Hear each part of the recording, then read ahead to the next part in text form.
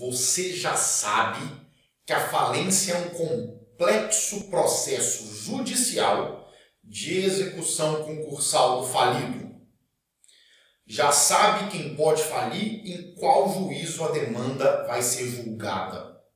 Na aula de hoje, as causas de pedir da falência. Fica nesse vídeo para saber um pouco mais.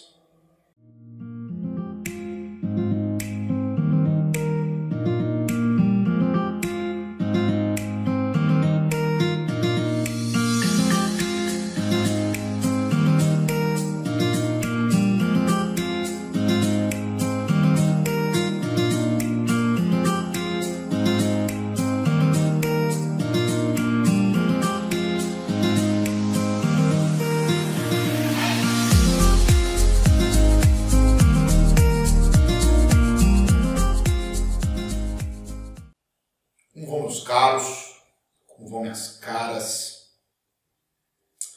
Mais uma aula de direito falimentar. Excelente. Quais os argumentos para requerer a falência do empresário? Mas antes, uma breve revisão e explicação. Mais uma vez, meus caros, serei repetitivo. Você já sabe que a falência é o processo judicial de execução concursal do patrimônio do devedor empresário juridicamente insolvente. Sabe que a execução concursal é a execução coletiva que reúne os credores em ranking, numa ordem de acordo com as suas necessidades, garantias e interesses. Sabe também que a falência serve ao devedor empresário e o processo judicial corre no foro do principal estabelecimento do devedor. E, salvo o melhor juízo, você também já sabe quais são os pressupostos da falência. Vamos lá. Os pressupostos são devedor empresário, insolvência jurídica, sentença que declare a falência. Repete aí em voz alta junto comigo. Os pressupostos são devedor empresário, insolvência jurídica, sentença que declare a falência. Ótimo. O primeiro pressuposto, você já sabe bem quem pode e quem não pode falir. Você já aprendeu o endereçamento para o órgão julgador da falência e hoje falaremos da tal insolvência jurídica. Comecemos do começo. Primeiro é válido destacar o que é, em regra, insolvência. Ter mais passivos que ativos, mais dívidas que patrimônio. Encontramos isso na inteligência do artigo 955 do Código Civil. Leiam comigo. Procede-se a declaração de insolvência toda vez que as dívidas excedam a importância dos bens do devedor. Excelente, excelente. Mas entenda bem, para a falência, esse não é um conceito perfeito. A insolvência na falência não é um estado patrimonial, e sim é um estado jurídico. Vou repetir. Atenção. A insolvência na falência não é um estado patrimonial, e sim um estado jurídico.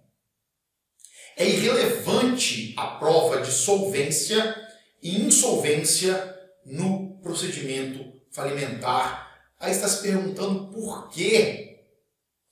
Por segurança jurídica, a lei tipificou os atos que se julgam plausíveis e possíveis para um estado de insolvência do devedor empresário. Segurança jurídica. Senhores, é bem assim. A lei listou uma série de situações Se o empresário se enquadrou em alguma dessas situações, podem requerer a falência dele. Simples. Simples. Essa é a previsão dos incisos e alíneas do artigo 94 da Lei de Falências. Ou seja, o artigo 94 traz uma presunção absoluta do que é estar em insolvência jurídica e por isso pode ter sua falência requerida. Entendeu? Para poder explicar melhor o assunto, é pertinente a distinção feita por Fábio Lhoa Coelho quanto à diferença entre insolvência econômica e insolvência jurídica. Vamos lá. Mais ou menos assim, tá? Insolvência econômica se caracteriza pelo fato de que o estado patrimonial do empresário está com ativo menor que o passivo, o que também é denominado insolvabilidade. Já a insolvência jurídica se configura pelas hipóteses dos incisos do artigo 94. A doutrina deu títulos para cada inciso. Artigo 941 chamam de impontualidade injustificada. O inciso 2 chamam de execução frustrada. Por fim, o inciso 3 são os atos de falência. Dessa forma, para a decretação da quebra, é indiferente o estado real econômico-financeiro do empresário, se acometido por crise ou não. Pois a lei segue critérios objetivos na enumeração das possibilidades de insolvência jurídica. Vamos estudar então cada uma das hipóteses, ok? Primeira, impontualidade injustificada. Pelo próprio vernáculo, algo impontual é algo que perdeu a hora, venceu. Injustificado é algo sem justificativa, sem motivo. Ou seja, a primeira hipótese é caso de uma dívida que o devedor, sem motivo, não paga no vencimento. Simples. Vamos ler o artigo 941 para mais detalhes. Vamos lá. Caput e inciso, ok? Será decretada a falência do devedor que 1.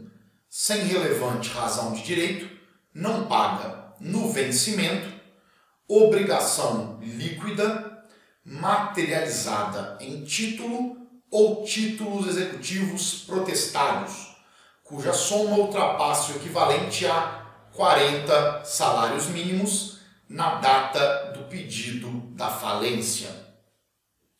Sobre isso, algumas observações. Primeira, obrigação materializada em título ou títulos protestados. Aqui o legislador prevê a existência de títulos executivos, aqueles documentos com forma revestida em lei, exemplo, um cheque, nota promissória, uma debênture, um contrato com 2 testemunhas, dentre algumas outras hipóteses. Mas o que significa protestado? Que o título vencido foi levado ao cartório de protesto de títulos, ou seja, o credor leva o título a um cartório para deixar a dívida pública, publicizada. BS2. A soma da dívida precisa ultrapassar, no dia do pedido de falência, a 40 salários mínimos. Os credores com créditos inferiores a 40 salários mínimos podem somar os seus direitos creditórios para chegar ao valor mínimo dos 40. É a lógica do parágrafo 1º do artigo 94. Entendido? Próxima hipótese. Segunda, execução frustrada. Vamos ler junto aí o inciso 2 do artigo 94. Será decretada a falência do devedor que, executado por qualquer quantia líquida, não paga, não deposita e não nomeia bens à penhora, dentro do prazo legal. Qual a lógica? O devedor empresário foi um réu num processo individual de execução. Ele foi um executado. Ótimo. O devedor é executado por qualquer quantia. Não paga, não deposita e não nomeia bens à penhora. Por exemplo, em uma execução trabalhista, ele não arcar com os compromissos do processo. Ótimo. Por fim, a Lei 11.101 de 2005 traz uma série de alíneas no artigo 94, inciso 3. A terceira e última causa de pedir de um processo falimentar.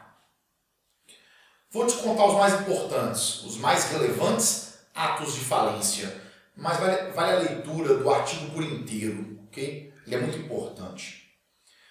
É bem verdade que os atos de falência são atitudes que levam a se presumir que o empresário está insolvente, que o empresário poderá não arcar com as suas dívidas hoje e no futuro próximo. Se presume que o cotidiano empresarial está em crise ou em vésperas de uma. Vamos lá então. Alguns exemplos de atos de falência. 1. Realizar de forma precipitada liquidação de seus ativos. É o caso de um empresário vender seus bens visando promover o encerramento das atividades e uma possível baixa na junta, o que não vai impedir a decretação de sua falência. Ok? 2. Transferir o estabelecimento sem consentimento dos credores. O Código Civil prevê em seu artigo 1145 que na alienação do estabelecimento, ao empresário deverão restar bens suficientes para saldar suas dívidas. Caso contrário, ele precisa pedir a anuência de todos os seus credores. É o que nós chamamos, no caso, de trespasse irregular. Trespasse é a venda do estabelecimento, irregular, sem os requisitos previstos na lei. 3. Simular a transferência de seu estabelecimento.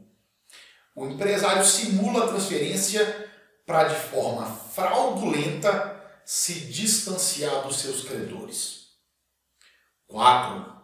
Ausentar-se sem deixar procuradores com bens para pagar os credores. Empresário some sem deixar quem o represente e bens ao saldar suas dívidas. Uma atitude muito suspeita no dia a dia empresarial. 5. Deixar de cumprir, no prazo estabelecido, o plano de recuperação judicial. Se ele não cumpre o plano de recuperação, a recuperação se convalida em falência, em quebra. Meus caros, essa foi a aula de insolvência jurídica. Espero que tenha ficado claro. Quaisquer dúvidas eu estou à disposição nos meios oficiais ou também pelo Instagram, carlos.mota.prof. Se curtiu a aula, curte o vídeo. No mais, um forte abraço e até a próxima aula de Direito Empresarial.